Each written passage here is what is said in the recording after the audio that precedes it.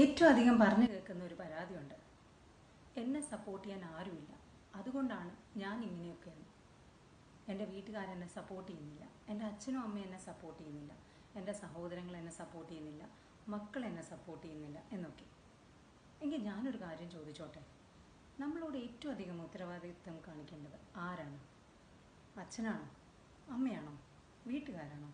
അതേ നാട്ടുകാരാണോ? അതേ നമ്മൾ തന്നെയാണോ? തീർച്ചയായും നമ്മൾ തന്നെയാണല്ലേ. നമ്മൾ കാണിക്കാത്ത സപ്പോർട്ട് എങ്ങനെയാണ് മറ്റുള്ളവർ നമുക്കായി കാണിക്കുക? അതുകൊണ്ട് തന്നെ ഇന്നു മുതൽ നമ്മുടെ സ്വപ്നങ്ങൾ സാക്ഷാത്കരിക്കാൻ മറ്റുള്ളവരുടെ സപ്പോർട്ടിനൊന്നും കാത്തു നിൽക്കാതെ നമുക്ക് പ്രയത്നിക്കാം. ഒരു വലിയ എഴുത്തുകാരൻ പൗലോ കോയ്ലോ അദ്ദേഹത്തിൻ്റെ ബുക്കിൽ പറഞ്ഞിരിക്കുന്നതും ഇത് തന്നെയാണ്.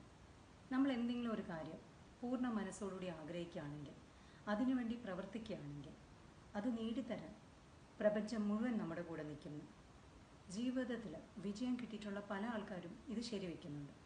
എങ്കിൽ നമുക്കൊന്ന് ട്രൈ ചെയ്ത് നോക്കിയാലോ? ഇത് ശരിയാണോ എന്നറിയണ്ടേ? മറ്റുള്ളവരുടെ സപ്പോർട്ടിന് വേണ്ടി കാത്തു നിൽക്കാതെ നമ്മുടെ സ്വപ്നങ്ങൾ സാക്ഷാത്കരിക്കാൻ നമുക്ക് ഇന്നു മുതൽ പ്രയത്നിച്ചു തുടങ്ങാം. കേട്ടുകൊണ്ടിരിക്കുന്ന എല്ലാവർക്കും ഒരു നല്ല ദിവസം നേർന്നുകൊണ്ട് തൽക്കാലം വിടവാങ്ങട്ടെ. നിങ്ങൾക്കൊപ്പം Sindhu Nandakumar, consulting psycho therapist at mind spa. നന്ദി.